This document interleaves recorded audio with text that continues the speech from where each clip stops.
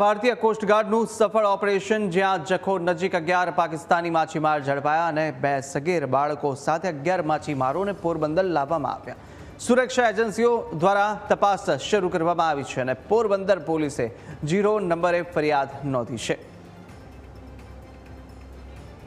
વધુ વિગતો સાથે સંવાદદાતા તેજસ ફોનલાઈન પર જોડાયા છે। તેજસ, ભારતીય કોસ્ટગાર્ડ દ્વારા સફળ ઓપરેશન પાર પાડવામાં આવ્યું ને 11 પાકિસ્તાની માછીમાર ઝડપાયા છે। શું વધુ વિગતો આ ઘટનાને લઈ?